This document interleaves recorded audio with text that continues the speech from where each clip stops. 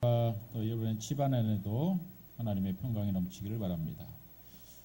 우리가 고유의 명절 우리 추석절을 맞이했는데 맛 칼럼니스트인 황교익 씨가 쓴 그러한 글을 제가 보니까요 이렇게 말하고 있습니다. 우리의 고유 명절 추석이라고 하는데 다 같이 모여서 조상을 기억하며 제철 음식을 먹는다는 게 추석 차례상 취지인데 지금의 차례상은 그 취지에 전혀 맞지 않는다. 이렇게 얘기하면서요. 막상 차례상을 보면은 제철 음식이 거의 없다. 시금치는 겨울 채소라 추석쯤에 나오는 건 맛이 맹탕이고 꽃감은 1월이나 되어야 나오고 또 고사리 역시 봄에 따서 말려둔 것을 쓰기 때문에 여름을 넘겼기 때문에 향이 적을 수밖에 없고 또 도라지나 배추 역시 지금은 물맛이고 또 7월에서 9월에 나오는 조기는 살이 무르고 맛도 엉성하다. 진짜 맛없는 것들만 올려놓고 먹는 셈이다. 그렇게 얘기를 하고 있습니다. 그러니까 이 맛 칼럼니스트 이 황교익 씨가 우리 TV에 가끔 나오지 않습니까? 결국 이분의 말에 의하면은 우리가 제사상 차리는 그 제사 음식들이 사실은 제철 음식들이 아니라는 것이죠. 그래서 뭔가 변화가 필요하다는 얘기를 하고 있는 겁니다. 또 이분의 말에 의하면은 제사 음식을 차리는 것은 조선시대 때는 다 남자들이 만들었다는 겁니다. 그러니까 여러분 여자들한테 시키지 말고 추석 때 음식은 다 남자들이 원래 하는 음식이었다는 거죠. 그러니까 우리가 전통을 차리고 또 우리가 어떤 고유의 풍속이라고 하면서 하는 것들이 따지고 보면은 뭔가 엉성한 것을 우리가 알 수가 있습니다. 여러분 이런 모든 지금 이분의 말에 의하면 이 추석이라고 하는 건 그럼 뭐냐? 그냥 밤에 달이 크게 뜨면서 가을이 시작되는 놀기 좋은 날 이런 날로 이렇게 규정을 했습니다. 그러니까 결국 우리가 이러한 명절을 지키게 된 이유는 가족끼리 모여서 그동안 함께하지 못했던 아름다운 정을 서로 나누면서 서로 가족 간의 사랑을 돈독히 하는 그런 날로 우리가 정의를 내려본다면은 우리가 이 옛날 제사 음식 차리느냐고 너무 많은 며느리들이 에너지를 소비하다가 또 그것 때문에 집안 안에서 분란이 일어나고 이런 일들이 이제 뭔가 좀 변화되어야 된다는 그런 주장이었습니다. 저도 공감이 되면서요. 무엇보다도 우리 이번 긴 열흘 넘는 그런 명절의 기간 동안 여러분의 가정 안에서 한 번도 말다툼 나오지 않고 또 우리 집안 안에서 오히려 더 좋은 일들만 기쁨의 소식들만 서로 주고받으면서 참 행복한 그러한 명절을 잘 지내고 오시기를 부탁을 드리겠습니다. 그래서 다음 주에 여러분 만날 때 혹시 못 만나는 분도 계실지 모르겠지만은 여러분의 살이 넉넉히 쪄서 돌아오기를 축원을 드리겠습니다. 자, 이제 우리 2017년도 이 10월 달을 또 맞이합니다. 새로운 한 달을 맞이하면서 또 이번에 주제는 돌파라고 하는 그런 주제를 가지고 사도행전 13장 이후의 말씀 13장부터 19장까지의 말씀을 가지고 이 10월 달의 말씀을 또 같이 나누게 됐습니다. 우리가 일명 원포인트 우리 주일날 함께 드리는 이 예배 시간에도 동일한 주제와 성경 구절을 가지고 말씀을 나누지만은 우리 이제 밑에 있는 모든 부속 지체들이는 우리 교회 학교 안에서도 동일한 주제, 동일한 말씀을 가지고 또 계속 나누고요. 또 이제 여러분 추석 명절을 지내면서도 여러분의 가정 안에서 동일한 사도행전 말씀을 가지고 또 이제 진행했으면 좋겠습니다. 자, 이제 우리 돌파라고 하는 사실은 주제인데 이 돌파라고 하는 이 말은 군사 전술에서 나온 말이라고 합니다. 전투에서 방어선을 뚫고 그 너머로 진행하는 그런 과정, 이것을 우리가 돌파라고 하는 말을 쓰는데 요즘은 이제 이 돌파라고 하는 말은 영화가에서 제일 많이 쓰더라고요. 그래서 택시 운전사가 개봉 입시일 만에 1,000만을 넘었다 이렇게 말하지 않고 1,000만 관객을 돌파했다 이런 말을 씁니다. 또 이 돌파는 사실은 교회에서 많이 써요. 교회의 성도들이 모이기 시작해서 100명을 돌파했다. 우리 주일학교 아이들이 출석이 100명을 돌파했다. 여러분 그런 날이 오기를 주의 이름으로 축원드리겠습니다. 항상 그 문턱에서 주저앉는데 우리 이런 돌파라고 하는 말을 이제 씁니다. 참 우리가 이 돌파라고 하는 주제를 생각해 보니까 성경에서 가장 돌파했던 그러한 사건이 하나 있습니다. 일명 중풍병자 4명이요. 중풍병자가 친구 4명이 이 중풍병자를 고치는 이 과정은 가히 드라마틱한 하나의 작전이라고 볼 수가 있습니다. 참 어느 마을에 자기 친구 한 명이 같이 어린 시절부터 뛰놀던 동무가 그만 뭐 뇌출혈이든지 뇌경변이든지 뭐 하여튼 심각한 이러한 병에 들어서 사지가 움직이지 못하게 됩니다.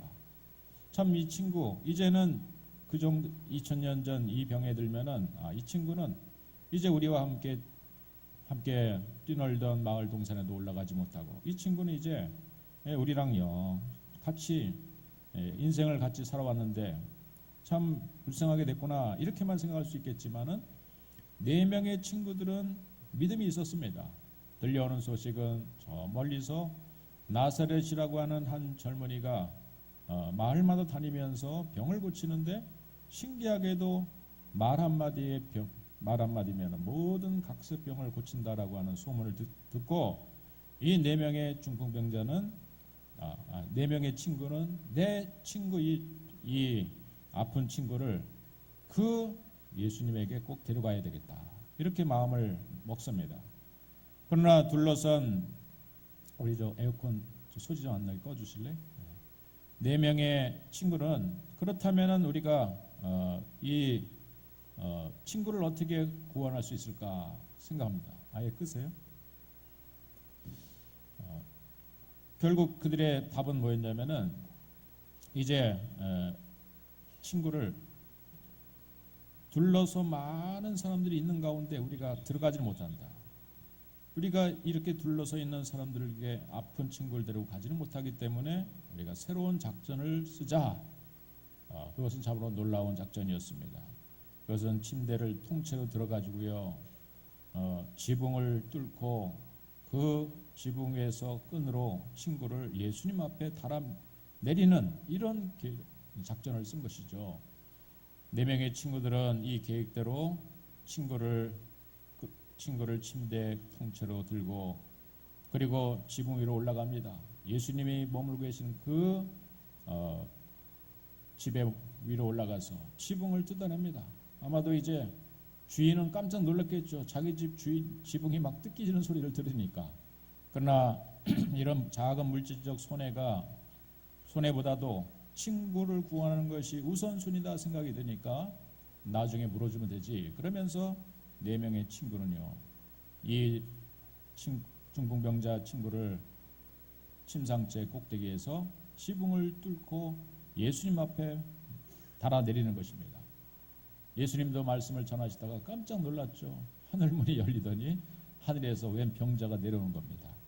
여러분 그 모습을 본 예수님께서는 그 친구들의 믿음을 보시고 앞에 놓인 환자를 고쳐주시는 그러한 놀라운 사건이 사복음서에 등장하지 않습니까? 여러분 바로 우리가 이 사실을 보면은 이것이야말로 돌파의 믿음이다 이런 생각이 들어요. 여러분 우리 푸른교회 모든 성도님들 우리가 살아가면서 많은 참 장벽이 있어요. 우리 앞에 가로막힌 벽이 있어요. 또 우리가 할 수 없다라고 생각했던 우리 스스로가 좌절했던 모든 문제들이 있지 않습니까? 참 우리가 교회 이 푸른교회 안에서도 우리가 함께 신앙생활을 해온 지 오래되었는데 보면은 우리 교회의 성장에 있어서도 어느 정도 벽이 있는 것 같습니다. 이 공간의 한계 또 지역의 한계 그렇지만 여러분 그것을 우리가 우리 생각으로는 한계이지만은 하나님께서는 한계가 아닐 수 있는 거예요. 여러분 이 모든 한계를 우리가 뛰어넘을 수 있는 돌파의 영성을 우리가 사도행전 말씀을 함께 나누면서 여러분 다시 한번 재무장해서 우리 푸른교회가 성장하고 또 우리 다음 세대도 큰 부흥의 역사가 일어날 수 있는 기회로 삼기를 주님으로 축원드리겠습니다. 여러분 개인 가정 가운데서도 막혀졌던 수많은 장애물들을 돌파할 수 있는 그러한 생명의 말씀이 오늘 이 사도행전 말씀을 통해 증거되기를 다시 한번 주님으로 축원드리겠습니다. 우리가 이제 이 성경에서는 수많은 이 돌파라고 하는 이름이 굉장히 좀 과격하게 들리지만은 그러나 이런 의미를 이 돌파라고 하는 의미를 가지고 생각해 보면은 성경에서는 수많은 돌파했던 그런 장면들이 나와요. 여러분 모세가 이스라엘 백성들을 이끌고 홍해 바다 앞에 당도했어요. 당도한 그 앞이 홍해 바다입니다. 여러분 바다를 건너가 그렇다면 노인 바다를 건너가기 위해서는 60만 남녀 어린이까지 합친다면은 200만이 넘는 사람들이 배를 장만해서 이 홍해 바다를 넘어야 되는데 그 정도 배를 여러분 구하려면은요 이거는 만만치 않은 겁니다. 그건 아마도 저 인천 앞바다에 있는 모든 배들을 총동원시켜도 200만이나 되는 사람들을 다 건너지 못할 거예요. 한꺼번에 200만을 넘어야 되기 때문에. 그러나 하나님의 방법은 배를 어서 준비하고 배를 어디서 그야말로 가지고 오는 것이 아니었습니다. 하나님의 방법은 그 홍해 바닷물을 정면으로 돌파하는 것이 하나님의 방법이었어요. 하나님이 모세를 통해 손을 높이 들게 하실 때 하나님은 밤새도록 동풍이 불게 하시면서 홍해 바닷물을 가운데서부터 쫙 갈라지게 만드셨습니다. 여러분 그리고 그 바다를 육지처럼 건너는 놀라운 작전, 이것이 바로 하나님의 방법이었다는 사실이죠. 인간이 상상하지 못하고 인간이 도무지 계산해 보지 않았던 이런 놀라운 하나님의 계획을 하나님 모세를 통해 알려주셨고 정면 돌파함으로 마침내 이스라엘 600만의 모든 사람들은 약속한 가나안 땅의 목전 앞에 이르게 됐다는 사실입니다. 그러나 가나안의 목전에 든 이스라엘 백성들도 이제 그동안 하나님이 해왔던 홍해 바닷물 육지처럼 건넜던 이 놀라운 정면 돌파의 방법을 택해야만 됐어요. 어쩌면 이 정탐꾼을 보내는 것조차도 이것은 하나님의 방법이 아닐 수도 있는 겁니다. 그러나 그래도 모세는 모든 사람들이 함께 공감을 얻기 위해서 약속한 가나안 땅을 우리가 한번 돌아보고 오자 그러면서 12명의 정탐꾼을 보내게 됩니다. 가서 보고 돌아온 10명의 정탐꾼은 그곳에 우리가 가봤더니 그곳 사람들의 키는 얼마나 큰지 아낙 자손이 그 옛날 거인 족속들이 아직도 그곳에 남아가지고 그들에 비하면 우리의 모습은 메뚜기 같은 사람입니다 하면서 자기 자신을 메뚜기로 비교하고 있는 겁니다. 그러나 2명의 정탐꾼이 여호수아 칼렙은 무슨 말입니까? 하나님이 우리에게 약속한 땅이 아닙니까? 그들은 우리들의 밥입니다 하면서 가기를 원해요. 그것은 우리에게 맡기신 하나님의 약속의 땅입니다. 우리가 능히 정복할 수가 있습니다. 그렇게 보고를 하지만은 그러나 놀랍게도 사람들은 다수의 말에 의지해요.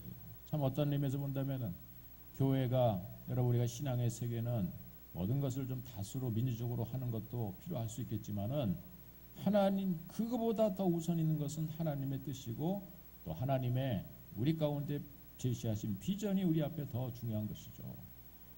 이렇게 해서 결국 이 10명의 보고를 들은 사람들은 이 모세와 하나님을 원망합니다. 우리를 여기서 다 죽게 만들었구나 하면서 나흘이면 걸어갈 수 있는 그 길을 40년이 걸러서 들어갈 수밖에 없게 만들어버린 것입니다. 그래서 우리는 이런 말을 우리가 쓸 수 있어요. 한번 따라 볼까요? 싸우면 4일이고 도망가면 40년이다. 어쩌면 싸우면은 나흘이면 들어가서 정복할 수 있는 그 땅임에도 불구하고 그들은 40년 동안 무려 방황하며 인생을 광야에서 보내게 되는 것입니다. 헛되고 무익한 물론 하나님의 훈련의 기간이기도 했지만은 그러나 그들은 보내지 않아도 될 40년의 기간을 광야에서 보내게 되는 것이에요. 호송세월을 보냈습니다. 여러분, 어쩌면 하나님이 어느 순간 앞에서 우리가 믿음으로 그것을 정면 돌파했으면 우리에게는 나흘이면 정복할 수 있는, 그거는 나흘 정도면은 이루어질 수 있는 일인데도 불구하고 우리가 그것에 머뭇하고 주저하고 또 그것을 믿음으로 판단하고 결정하기보다는 다른 사람의 많은 다수의 얘기를 듣고 또 때로는 인간의 얘기를 듣고 인간적인 생각으로 어느 순간 앞에 멈추는 경우가 얼마나 많습니까? 그러다 보니까 그 길이 사실은 하나님이 원하신 길이 아니었음에도 불구하고 우리가 하루가 가고 1년이 가고 10년이 가고 어느 순간에 30년이 가고 40년이 간 이스라엘 백성들의 모습, 오히려 그들은 그 가나안 땅에 들어가지도 못하고요, 그들은 그 가나안이 내다보이는 목전 앞에서 모든 1세대 사람들은 다 죽고 말고요, 그들의 다음 세대들만 가나안 땅에 들어갈 수밖에 없었던 것이죠. 여러분, 우리가 어쩌면 싸우면 4일, 도망가면 40년 걸릴 수밖에 없습니다. 여러분, 우리가 더 세월을 낭비해야 되겠습니까? 우리 인생이 그렇게 막 한 1000년 산다면 아담 때처럼 무드셀레가 969살을 살았어요. 1000년 가까운 홍수 이전의 사람들이 살았어요. 그 정도 수명을 하나님 우리 가운데 주셨다면은 뭐 느긋하게 살아도 되겠지만, 한 1000년 살면은 그렇게 살겠지만은 100년도 못 사는 우리 인생이라면은 여러분 멈칫하고 그냥 주저하고 머뭇머뭇하고 이럴 틈이 없다는 거예요. 여러분, 하나님의 주어진 약속의 말씀을 붙들고 여러분 이왕이면은 현재 처해진 모든 상황을 오늘 특별히 사도행전 말씀을 우리에게 주시는 순간부터 우리는 다시 한번 모든 앞길을 한번 정면 돌파하는 그런 결정을 내릴 수 있는 우리 부름교회 성도님들 되어지기를 주의 이름으로 축원드리겠습니다. 축원드리겠습니다. 히브리서 10장 38절 39절에서는 이런 구절이 있어요. 믿음으로 사는 길이 무엇인지를 말하고 있는 구절인데, 나의 찾았습니까? 성경 구절 히브리서 10장 38절 39절 말씀. 여러분 찾으라 소리 안 합니다. 다 위에서 준비된 요원이 다 찾고 있습니다. 우리 작전 요원이 다 있습니다. 한번 읽어볼까요? 시작. 나의 의인은 믿음으로 말미암아 살리라. 또한 뒤로 물러가면 내 마음이 그를 기뻐하지 아니하리라 하셨느니라. 우리는 뒤로 물러가 멸망할 자가 아니요 오직 영혼을 구원함에 이르는 믿음을 가진 자니라.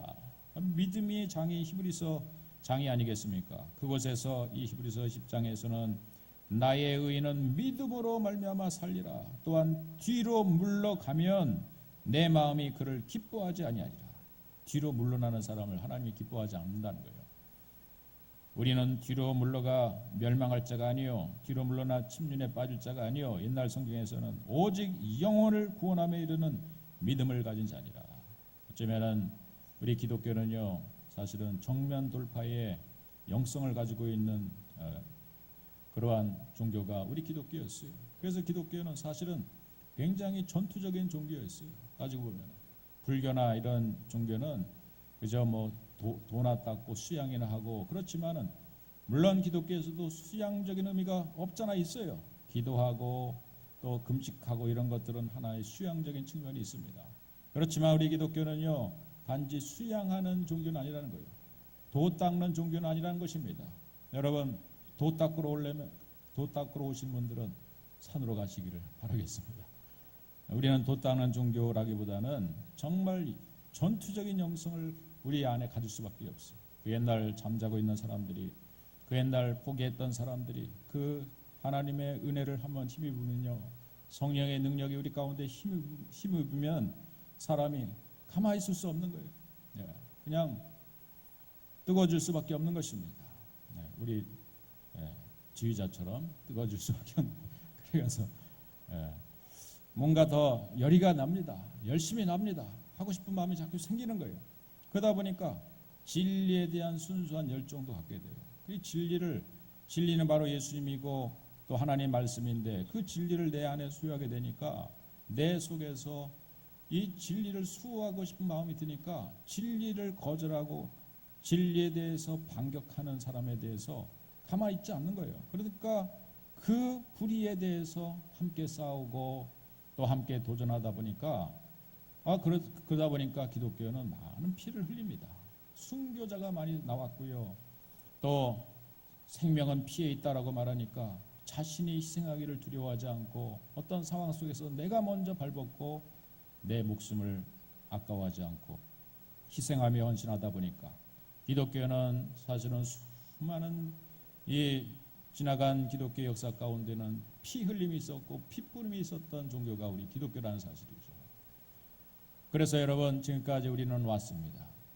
거대한 이 천주교라고 하는 큰 거대한 종교, 기독교가 어느 순간에 종교가 되어서 거대한 종교 집단이 되었을 때 1517년 루터는 그 안에서 그 불의함을 참지 못해서 도전하고 종교 개혁을 합니다.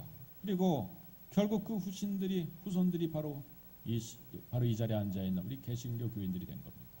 또 그 가운데 우리 장로 교인들은요, 저 영국에서 청교도 운동이 일어나고 그 청교도들을 핍박하니까, 진리를 핍박하니까 머나먼 태평양을 건너서 저 미국 땅으로 건너왔어요. 새로운 개척지를 찾는 이유는 잘 먹고 잘 살기 위함이 아니라 신앙을 보존하고 믿음을 보존하기 위해서 청교도들이 메리플라워홀을 타고 그곳에 도착해서 다시 한번 순수의 복음의 씨앗을 그곳에 뿌렸어요.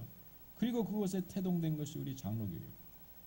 그 장로교회는 더 하나님 말씀으로 돌아가고 오직 정말 하나님의 주신 진리의 말씀으로 더 순수하게 믿으려고 하는 사람들이 이제 장로교인이 되어서 우리 대한예수교 장로교회 합동측이 된 것이고, 또 이번에 제가 총회를 한번 가서 보니까 물론 싸움은 많이 합니다. 목사님들끼리 뭐 여러 가지 이유 때문에 그 총대들이 싸우긴 하지만은 결국 그 싸움은 진리에 대한 순수한 열정을 가지고 싸우는 그러한 총회였음을 봅니다. 물론 부정적으로 보고 매스컴을 보면은 참 우리가 안타까운 면들이 많이 있지만은, 그러나 그 속에는 순수하게 하나님을 믿고자 하는, 진리를 수호하고자 하는 그러한 총대 회원들이 많이 있기 때문에 그곳에서는 정말 이번에는 여러 가지 이 사회 속에서 필요하고 그리고 진리를 수호하기 위한 그런 결의들을 많이 하게 됐습니다.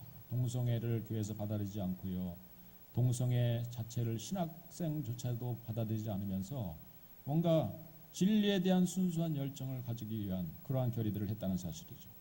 여러분, 기독교는 그런 의미에서 정말 싸우는 종교인 것입니다.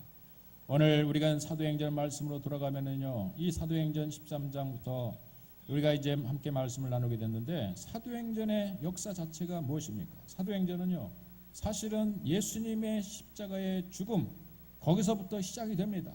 십자가에 예수님이 달려 죽으셨지만은 예수님은 그러나 그 생명을 그 어떤 자도, 그 진리를 어떤 자도 선멸할 수가 없는 거예요. 놀랍게도 십자가에 뿌려진 예수님의 피는요, 그곳에서 싹이 나고 잎이 나고 마침내 부활이라고 하는 것을 통해 열매를 맺어요. 예수님은 사흘 만에 죽은 자 가운데서 벌떡 일어나 많은 자들 앞에서 영광스러운 모습으로 나타나 자신이 십자가의 죽음 이후에 부활의 놀라운 영광을 찾게 된다는 사실을 증거하고 보여주십니다.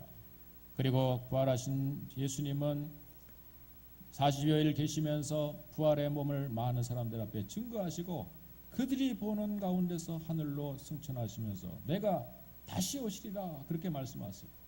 예수님이 하늘로 올라가시면서 마지막 이 땅에 남은 자들에게 부탁한 마지막 그 유언과 같은 말씀이 있죠. 우리가 세상을 떠나는 사람들이 마지막으로 남긴 말을 유언이라고 하는데, 그것이 사도행전 1장 8절이 예수님의 이 땅에 계시면서 마지막 우리에게 남기신 말씀이에요. 한번 따라해볼까요? 사도행전 1장 8절. 오직 성령이 너에게 임하시면 권능을 받고 예루살렘과 온 유대와 사마리아와 땅끝까지로 내 증인이 되리라. 이것이 예수님의 지상명령, 그래서 최후의 명령 혹은 지상명령, 또 우리에게 주시는 우리 성경의 모든 메시지, 하나님의 백성들이 함축해서 우리 마음속에 담아 있어야 될 예수님의 명령인 것입니다. 그래서 우리는 이 말씀을 가지고 살아야 되는 것이고 이 말씀이 우리 심장에서 뛰어야 되는 것이고 우리는 그래서 마지막 시대 예루살렘 온 유대와 사마리아와 땅끝까지 이르러 증인의 삶을 살아가는 사람들이 오늘 이 자리에 있는 저와 여러분들인 것입니다. 여러분 증인하고 산에서 도 닦는 중하고 어떻게 같을 수 있어요? 우리는 자꾸 피하고 도망가고 또 혼자 어디 가서 물론 그럴 때도 필요하겠지만 그러한 그 기독교의 모습이 아니라는 것이죠. 우리는 더 전투적으로 현재 있는 우리의 삶을 돌파해 나가고 또 다른 장벽이 있으면 또 그것을 뛰어넘는 이러한 돌파의 영성을 가진 것이 바로 기독교인이고요. 이러한 영이 바로 성령인 것을 말하고 있는 것입니다.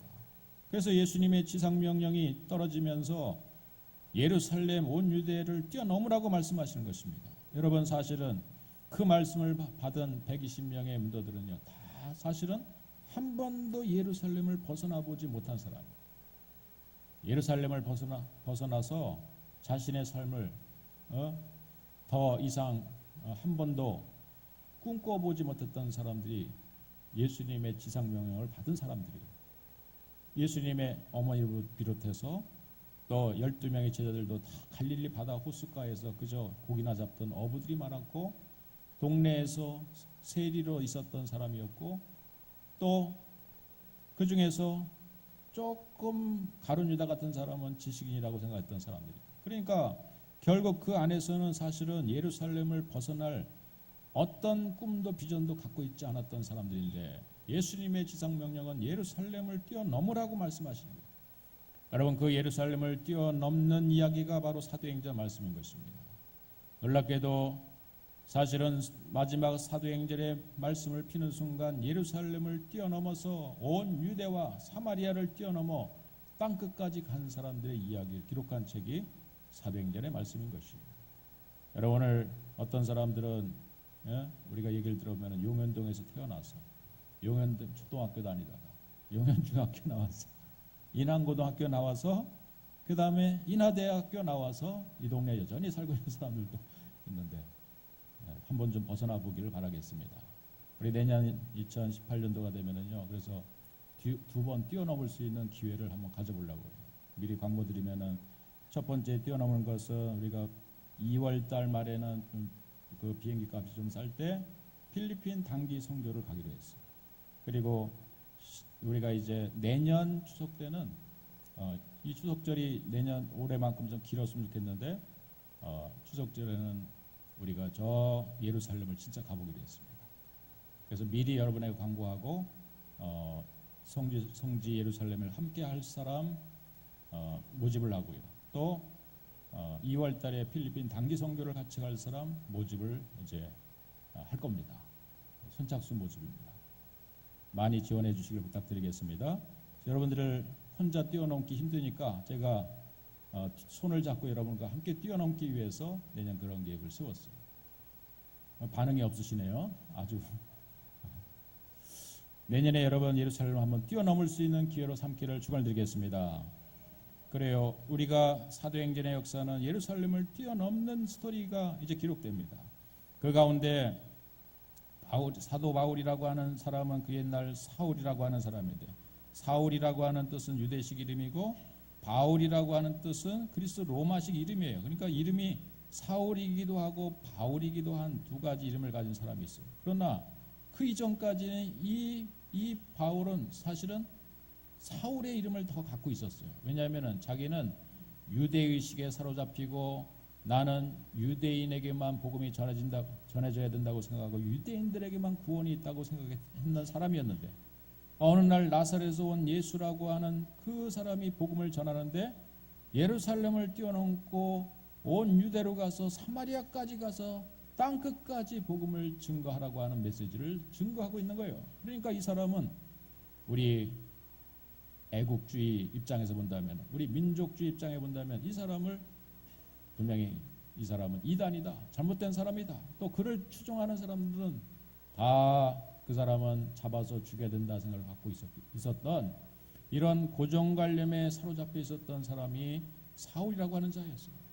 자신의 이름이 바울이고 로마식 이름을 갖고 있었고 로마의 시민권을 가지고 있음에도 불구하고 로마식 사고를 하지 못한 겁니다. 세계적 사고를 하고 있지 못한 사람이 사실은 바울이었어요.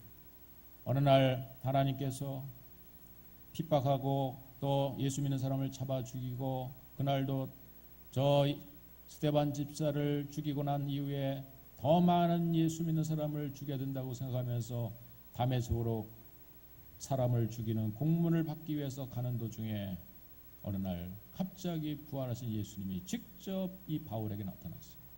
그리고 내 이름이 뭐냐? 나는 사울입니다. 너는 더 이상 사울이라고 하지 마라. 내가 바울이라고 너를 부르겠다. 결국 그것은 무엇입니까? 이제 바울은요, 어느 순간에 자신이 가지고 있는 고정관념을 뛰어넘고 자신이 가지고 있는 세계관을 뛰어넘어서 이제 하나님이 그를 통해서 쓰시고자 하는, 하나님이 그를 통해서 일하시고자 하는 놀라운 비전을 바울에게 계시했던 것입니다. 여러분, 그 다메섹에서의 놀라운 체험은 사울을 바울로 만들었어요. 그가 가지고 있는 고정관념의 그 사고방식을 뛰어넘는 새로운 사람으로 바뀌어졌다는 것을 얘기해요. 여러분, 이미 우리에게는 사울이라고 하는 하나의 품성과 바울이라고 하는 품성을 동시에 갖고 있는 게 사실이에요. 우리는 현실에 안주하고 싶고 현실에 쉽게 순응하면서 살고 싶은 내 자신의 모습이 있어요. 그러나 우리는 하나님 말씀을 들으면 들을수록, 우리가 교회를 다니면 다닐수록 하나님의 성령이 자꾸 나를 바울을 부르는 거예요. 바울아, 바울아, 너는 바울이다. 너는 내가 가지고 있는 연약함이 있지만은, 그러나 하나님이 함께 하시면, 성령이 함께 하시면 권능을 받아서 내가 그 예루살렘을 뛰어넘고, 내가 안주했던 예루살렘을 뛰어넘고 온 유대까지 뛰어넘고 사마리아와 땅끝까지로 증거할 수 있는 그런 하나님의 앞에 쓰임받는 위대한 사람으로 너를 만들 계획을 갖고 있노라. 하나님은 너를 향한 위대한 계획을 갖고 있다. 한번 옆 사람에게, 당신에게 향한 하나님의 위대한 계획이 있습니다. 그 밥 많이 먹으라는 뜻이 아닙니다. 여러분을 향한 밥 많이 먹으라고 위대한 계획이 아니라, 이 위대함이 아니라 하나님이 여러분을 향한 비전을 갖고 있다는 거예요. 근데 그거를 다 우리는 그냥 현실에 안주하며 숨기고 있는 거예요. 내가 가정주부인데 나는 이미 나이가 많이 먹어가지고 팔다리 관절이 난 쑤시고 있는데 어디 내가 예루살렘을 가, 내가 무슨 선교를 해. 여러분, 그런 마음이 다 우리 안에 있는 사울이에요. 그러나 하나님이 여러분을 향한 놀라운 비전과 뜻은 여러분을 바울과 같은 하나님의 큰 뜻을 갖고 계신다는 겁니다. 여러분, 이 뜻에 순종하면서 오늘도 사도행전 말씀을 나눈 가운데 순종했던 사람들을 통해서 하나님의 위대한 역사가 이루어지는 걸 우리가 눈으로 보면서 여러분에게도 바울의 생애를, 남은 생애를 한번 바울의 인생으로 한번 살아가는 것은 어떻겠습니까? 하나님의 은혜가 여러분 가운데 임하기를 주의 축원을 드리겠습니다. 한번 나가보기 시작하면요, 나가기가 쉬워요. 근데 한번 우리가 그곳에 계속 있으면은 그냥 그러려니 하고 지냅니다. 그러나 한번 단기 선교 한번 탁 갔다 오면은요, 정말 사람들이 어떻게 세상 사람들이 사는지, 왜 아직도 복음을 드려야 될 사람들이 저기 있는지, 그리고 왜 나를 여기에 보내셨는지 깨닫게 되면은요, 마음가짐이 달라지고 생각이 달라지는 거예요. 죄송합니다. 한 번도 여러분들을 데려가지 못해가지고. 그러나 이번 내년 2월에 같이 갈 사람, 밥 먹으면서 여러분들이 마음의 결정을 하셔가지고 내년 2월 또 내년 10월쯤 우리 함께 비행기 타는 역사가 일어나기를 축원드리겠습니다. 축원드리겠습니다. 여러분 그냥 놀러도 많이 가시잖아요. 그냥 놀러 한 10일만이 넘는 사람이 인천공항에 갔다고 하잖아요. 오늘 안 보인 사람은 다 거기 가신 것 같은데, 그러나 여러분, 우리가 비행기 타는 목적이 놀러 가는 것도 필요하지만은 가족끼리 함께 여행 가는 것도 필요하지만, 정말 오지에 한번 가서, 그렇다고 해서 여러분을 아주 산골짜기 오지로 데려가지는 않았어요. 필리핀에도 보면은 가면은 막 휴양지가 있고요, 리조트가 있고 막 이런 좋은 동네 있지만 그 뒷거리를 한번 딱 가보면은요, 얼마나 사람들이 정말 어렵게 사는지, 우리의 복음을 필요로 하는 사람들이 많이 있는지 양면성이 다 갖고 있는 겁니다. 여러분, 그런 눈을 다시 한번 활짝 열기를 주의 이름으로 축원드리겠습니다. 자, 이 변화된 사울이 이제 아직도 여전히 그의 이름은 사울이라고 부르고 있어요.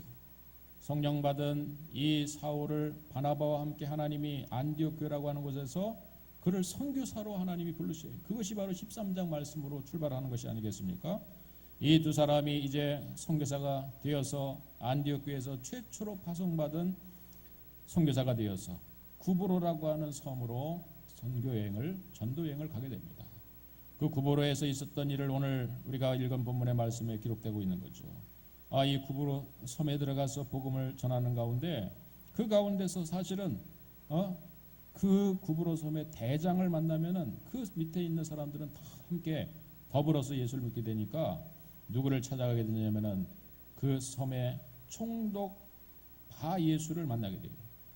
바보라고 하는 지역에 바 예수라고 하는 유대인 거짓 선자인 마술사를 만나니 그가 총독 서기오 바울과 함께 있으니 서기오 바울은 지혜 있는 사람이라. 두 사람의 헤드가 있습니다. 정치적인 헤드가 누구였냐면은 서기오 바울이라고 하는 총독이었고, 정치적인 총독은, 그러나 사실은 영적으로 헤드 역할을 하는 사람이 있었는데 그 사람이 누구였냐면은 바 예수라고 하는 거짓 선지자 마술사.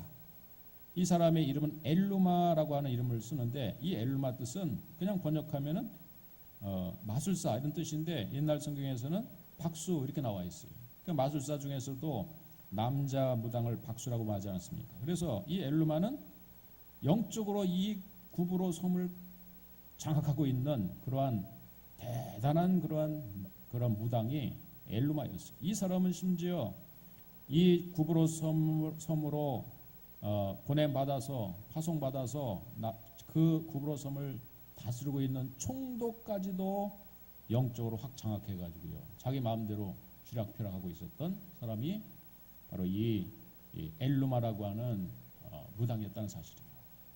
지금 이 사도 바울, 이 사울이었던 나중에 바울 된 이 사울과 바나바가 그 섬에 딱 들어가 보니까 그냥 동네 다니면서 복음도 전해야 되겠지만 이 섬이 진정한 복음화가 되기 위해서는 대장을 복음화시켜야 되겠다. 이런 전략을 세운 거예요. 여러분 집안 안에서도 여러분 가장 큰 집안 안에 큰아버지가 예수 믿으면 다 해결되지 않습니까? 집안에 할아버지가 다 예수 믿으면 지금 후손들까지 제사 없앤다. 딱 그러면은 가문이 평안해질 텐데 할아버지 큰아버지가 내 눈에 흙이 들어가기 전에 절대 제사 포기 못한다. 이게 되면은 다 집안에 한 50명 되는 집안 사람들이 다 힘들어지는 거죠. 이 중에 우리 할아버지 할머니 대장이 있으시면은 여러분 하나님 앞에 존귀한 예배를 드리면은 하나님이 천대까지 복을 주시고 가문에까지 복을 주시지만은 여전히 이 나라 민족 조선시대 이후에 우상 숭배에 사로잡혔어요. 중국 사람들도 이미 제사 드리는 거를 많이 포기하고 그랬는데 우리 대한민국 사람은 이상하게 아까 제가 서두에 말씀드린 것처럼 뭔가 잘못된 어떤 제사의식에 사로잡혀가지고 우리는 제철 음식도 아닌 그런 성대한 상을 차리느냐고 아주 며느리들 고생시키고 이렇게 하지 마시고요. 이번 기회에 단호하게 한번 제사를 집안 가운데 한번 철폐하는 것이 어떻겠습니까? 할렐루야. 며느리들만 아멘 하네. 할아버지들이 아멘 하셔야죠. 여러분 그렇게 아직도 그러한 아주 굳센 마음을 갖고 계신 어르신들이 있으면은 여러분들이 정말 함께 기도하시고 또 이제 우리 마나님들이 제일 또 나이가 드시면 힘세지 않습니까? 여보 이번에 우리가 며느리를 위해서 그냥 우리가 먹는 음식으로 한번 차립시다. 이번에는 피자 한 판하고 통닭 한 판 시켜서 이렇게 음식 올려놓고 우리가 예배드리고 먹읍시다. 우리 며느리 좋아하는 스파게티 이번에 합시다. 이렇게 해가지고 이번 명절을 보내시면 좋겠습니다. 할렐루야. 우리 며느리들만 계속 아멘하고 있습니다. 할아버지들은 아멘 안 하고 있습니다. 여러분 참 사실 이렇게 변혁이 필요한 거죠. 그렇게 이제 이 바나바와 바울이 결국 이 맞짱을 뜨게 됩니다. 돌파해야 될 문제죠. 그 섬의 가장 큰 난관은 사실은 이 총독은요 오히려 지혜로 있는 사람이기 때문에 바나바와 사울을 불러 하나님의 말씀을 듣고자 했어요. 이미 이 총독의 마음은 열려 있었어요. 바울이 한마디 전하면은요, 그가 전한 복음의 메시지를 듣고 이 총독 정치적인 대장은 예수를 금방 믿을 수 있는 그런 사람이었어요. 그러나 그 배후에서 이 박수무당이 밥그릇이 자기 그 총독이 예수를 믿게 되면은 자기 밥그릇이 날아가니까 어떻게든지 예수를 못 믿게 하려고 아주 도전하고, 또 지금 이 바울 앞에서 이 총독으로 예수 믿지 못하게 힘쓰니 그랬습니다. 그들을 대적했습니다. 이런 상황을 바라보고 있었던 바울이, 바나바와 사울이 어떻게 여러분 대적합니까? 그들을 피합니까? 또 다른 섬으로 갑니까? 그게 아니라 오늘 이 대적 앞에서 단호하게 지금 외치고 있어요. 13장 10절의 말씀 보니 9절부터 보니까 바울이라 하는 사울이 성령이 충만하여 그를 주목하고, 여러분 결국 우리가 이런 전쟁에서 싸울 수 있는 것은, 결국 영적 전쟁에서 이길 수 있는 것은 우리 안에 있는 예수로 무장하는 거예요. 하나님 말씀으로 무장하는 거예요. 말씀 충만이 성령 충만이에요. 세상에 잘못된 지식으로 가득 차 있는 세상 사람들이 이길 수 있는 방법이 내가 지금부터 열심히 지식을 쌓아서 이길 수 있는 것이 아니라, 변론하고 또 답변해가지고 이길 수 있는 것이 아니라, 왠지 모르게 하나님 말씀으로 충만해 있으면은, 내가 늘 하나 앞에 깨어서 기도하는 그런 삶을 살면은 내 스스로가 성령 충만한 도구가 되는 겁니다. 어느 순간에 이 성령 충만은 사람들 앞에서 드러나지게 마련이에요. 물이 여러분 칼칼칼 넘치면은 물이 흘러서 바닥까지 넘치는 것처럼, 여러분 마치 성령 충만은 하나님 말씀과 또 기도함을 통해서 우리는 성령 충만함을 이루게 되는 것인데, 그러한 충만함은 저절로 흘러넘쳐서 물 위에 그릇에 물이 넘쳐 흐른 것 같이, 이런 상태를 우리가 성령 충만이라고 말하는 거죠. 이런 성령 충만함으로 결국 이 박수무당을 대적하게 됩니다. 성령이 충만해서 보니까, 그를 가만히 보니까 이미 그 속에 뭐가 있냐면은 그의 속에 있는 내면을 들여다보기 시작합니다. 13장 10절에 보니까 이르되 모든 거짓과 악행이 가득한 자요 마귀의 자식이요 모든 의의 원수요 주의 바른 길을 굳게 하기를 그치지 아니하는 이러한 악한 영이 그를 사로잡고 있다는 것을 한눈에 바라본 거예요. 여러분 이 상황에 됐으면은 내가 무서워서 도망가야 됩니까? 하나님이 가지고 있는, 하나님이 나에게 주시는 이 성령의 능력, 권세, 예루살렘과 온 유대와 사마리아 땅 끝까지 이르러 증인될 수 있는 힘은 성령 충만함으로 인해서 권능을 받아야 되는 것인데, 그 권능은 바로 바울이 체험한 그런 스스로 하나님을 만났던 체험, 예수님을 만났던 경험이 바로 그것이 권능이었어요. 여러분 다메섹 도상에 어떤 일이 일어났습니까? 예수 믿는 자를 핍박하고 공문을 받아가기 위해서 가다가 어느 날 말에서 떨어지며 하늘의 빛을 보는데 자신의 눈이 멀어진 거예요. 그 빛 가운데 예수님을 본 다음에 눈이 멀은 체험, 그리고 나중에 그 눈을 다시 뜨게 함으로 인해서 새로운 세상을 본 것처럼 자신이 얼마나 잘못된 인생을 살았으며 자신이 본 것이, 자신의 본 비전이 얼마나 잘못된 것을 알았던 바울의 경험은 오늘 동일하게 바로 이 박수무당에게 향하고 있어요. 그래서 뭐라고 합니까? 그의 가지고 있는 모든 거짓됨이 얼마나 자기 속에 있었던, 바울이 가지고 있었던 것을 알게 되면서 이제 11절에 그대로 자기가 경험한 것을 선포합니다. 보라 이제 주의 손이 내 위에 있으니 내가 맹인이 되어 얼마 동안 해를 보지 못하리라 하니 즉시 안개와 어둠이 그를 덮어 인도할 사람을 두루 구하는지라. 그 순간에 장님이 되고 만 겁니다. 물론 그 다음에 바울처럼 다시 눈을 뜨게 하는 역사가 있었는지 모르겠지만 그 사건으로 인해서 이에 총독이 그렇게 된 것을 보고 믿으며 주의 가르치심을 놀랍게 여기니라. 바울과 바나바의 첫 번째 선교 여행이 놀랍게 성공하는, 구부로 섬에 놀라운 복음의 역사가 일어나는 그러한 기적이 오늘 일어났다는 사실입니다. 여러분 오늘 이러한 놀라운 일들이 여러분 가정에서 가문에서 일어나기를 주의 이름으로 간절히 축원드리겠습니다. 참으로 사람이 지식이 많이 있다고 해서 여러분 그 사람이 하나님의 영에 충만한 것은 아니에요. 때로는 여러분 우리가 아는 대학가 안에서도 얼마나 많은 이단들이 들어갔는지 몰라요. 젊은 사람들이 얼마나 신천지에 가 있는지 몰라요. 세상에서 똑똑하다는 사람이에요. 그러나 여러분 거짓 지식인 거죠. 모든 거짓과 악행이 가득한 이 엘루마의 눈이 어느 순간에 장님이 되고 만 것이죠. 장님이 또 다른 사람을 인도할 수 있겠습니까? 사도 바울이 가졌던 경험이 그대로 전수가 되고 있는 겁니다. 그것이 바로 능력이었던 것이죠. 오늘 여러분 우리 푸른교회 모든 성도님들은 이제 이 사도행전 말씀을 함께 나누면서 돌파의 영성을 갖기를 주님으로 축원드리겠습니다. 그 모든 우리의 난관, 상황, 문제들이 우리 앞을 가로막고 있지만 결국 이 돌파의 영성의 가장 묵직한 힘은 바로 하나님이 주신 성령의 능력인 것이죠. 더 성령으로 무장하기를 주님으로 축원드리겠습니다. 성령 충만한 며느리가 되기를 주님으로 축원드리겠습니다. 또 성령 충만한 집안의 가장이 되기를 축원드리겠습니다. 그러면은 저절로 우리 집안은 어느 순간에 아까 물이 넘치는 원리죠.